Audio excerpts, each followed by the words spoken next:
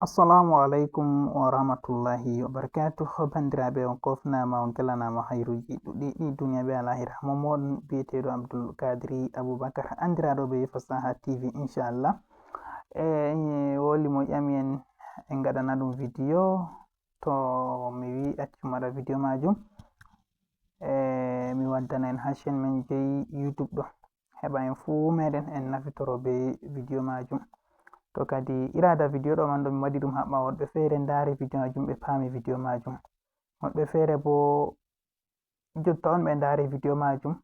ko bo ɓe nder nyalde ɗo ɓe ndaari video majum ɓe giɗi ɓe ngaɗa ko en kolli ha ton man laarugo ɓe hesɓe ha chaine majum ɓe keftai noy on ɗum waɗirte hiddeko nden man ma ɗum video jete bandiraɓe irum jotta kam masalan hedi WhatsApp a waɗana goɗɗo message ko assalamu alaikum ko waɗanimo vocal sai a laara bindi feere reponda automatic ko oɗo connecti ko connecté a laara bindi an repondi mo masalan jotta kam balle sale to ɗo yimɓe je ɗo mari lamba am kal WhatsApp a tawan to goɗɗo yiyan salam sai a laara ɗum repondi wa alaikum salam wa rahmatullah miɗo sukli sai to mi sukliti en matotira amma nda liyen ha les ɗo kilgudu ton a yaha abona heddeko ɗo man ɗo mi waɗi ɗum no ha WhatsApp am banni to yimɓe feere en giɗi ɓe ngaɗa banni majum ma ɓe keftai no ɗum waɗirta ko miɗo connecti ko mi connecté ta waɗina vocal ko message ɗum hosa ɗum réponde automatique ɗo man ɗo video man ɗum waɗi ɗum ko ɓawo ko sali amma laarugo WhatsApp waɗi mise à jour WhatsApp ɗum kujeji man ɗuɗɗum sanjigal WhatsApp to ɗon mi yiɗi mi fuɗɗita mi waɗa video majum nden bo hauti bo ɓe ƴami am video majum mi yerɓani jawmijum liyen video o yaha o laara noy ɗum waɗirte o laari o wi o famai to tokkeɗam nder video ɗo iga fuɗɗam haragare. Premier kam wara nastu Play Store maɗa to a nasti banni a wara waɗa mise à jour WhatsApp maɗa WhatsApp man bo nana ko WhatsApp je te waɗata sai WhatsApp business a waɗa recherche WhatsApp business nda WhatsApp business maɗa en waɗi recherche hollete a waɗa mise à jour WhatsApp majum ok mi tami a fami nda WhatsApp business ma mi laari ɓe ɓesdi plaisir ha dow ɗo oho ko je ɗume mi anda to sai a waɗa mise à jour WhatsApp maɗa sai ɓe hakkilo WhatsApp ɗo kam ɓe ɓadaki jotta ɗo to a waɗi mise à jour sai a waɗa ouvrir a maɓɓita WhatsApp maɗa man banni ok to a maɓɓiti WhatsApp maɗa a laara ɗo haɗɗo nda haɗɗo ɗo tami on ndaari en puɗɗita en kolla yimɓe feere ɗo sai be hakkilo sai hollita on heɓa ɗum fama ngam min giɗani ngaɗa video goɗɗo famai nda ha miɗon mema ɗo hatton a warata a nasta a mema to ta memi hatton a yiyan waddante banni kujeji ɗuɗɗi ko fottani an be WhatsApp ɗo daidai himɓe je tokki laarugo stati maɗa fu ɗum ɗo holla nda himɓe je laari stati am hande ɗo himɓe 1400 himɓe je laari stati am to nda catalogue himɓe je laari catalogue am himɓe 21 nden ko conversation start himɓe je mi yewtidi hande gal WhatsApp je ɗo himɓe 55 ɗo fu ɗum ɗo holla banni to ko en giɗi hollugo ɗo nda ɗum ha les ɗo bandiraɓe on giyan nda ɗum ɗum tati nda en kosa ɗum daga ɗo on nda ɗum mi tami on baya on kushida to je premier on mari ɗo majum je bolwanta ɗo a nasta je premier ɗo haɗɗo nda ɓe bindanima a hosa a huɓɓa ɗo tawon nda ɗo ɗo a huɓɓa ngel ɗo no a ho a huɓɓa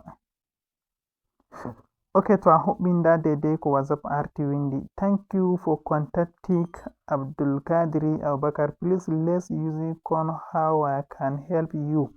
bana wigo an kam ni thank you bana wigo useko be matotirgo be Abdul Kadiri muñu miɗo sukli to mi sukliti en matotira ɗum kanjum ɓe bindi amma be anglais to ko a yiɗi windugo haɗɗon ɗo hosa wara winda amma wakkati wala menen en accan je ɗo majum ɗo hatton ɗum wala haje sai en sanji en acca ɗo majum hatton to sai a hosa wara winda a iya ok to a yi ok a yiyan nda ha dow hatto 7 nda haɗɗo sai a wara a nasta haɗɗo to a iya hatton to a yi ɗo ton ni c'est bon ɗo man ɗo nasti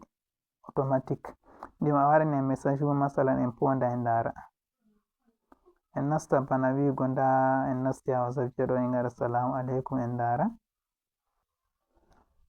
en nasta en tefa bana lamba hemponda en ndara de enen kam na mi active no hattogo tefa fasaha ok en da fasaha en hefti mo sai ngara salam to salam go normalement hani no message man lora en waɗi message man lorai ta huɓɓi je premier man ɗo sai a wara huɓɓa nda je deuxième bo haɗɗo kanjum ma hani a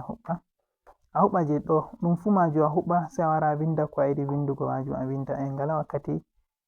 de dai mi arti mi holli ha video ji salino mi waccana on liyen video je ko salino man ɗo ha les video je ɗo a clika dow ton a lara video majum inchallah hidde ko sai a wara a larto je ɗo bo ta huɓɓi ɗo sai a yanda ba je mi waɗino je to ɗo nda saving ha dow hatto haɗɗo sai hosan iya save to nda deuxième nda quick reply ɗo kamma bana wiigo quick reply ɗo ba wiigo noygo funi ɗum hunde on je répondete automatique man ni kanjum fu to a yiɗi nda bana haɗɗo ɗo windi thank you haɗɗo bo thank you for your business wiya noy ta goɗɗo business gal WhatsApp to sai kanjum ma hosa huɓɓa ma dai ɗo man ɗo bayani jon ɗo en ngala wakkati je ngara bayani cliku ha les video ɗo ta i do inde video ɗo a tawan miɗo jeeni nda liyen video mi ma nda miɗo windi ɗo on liyen video majum a clika dow ton a yaha a lara video je to ɗo majum inchallah en lorti a WhatsApp meɗen je gotel go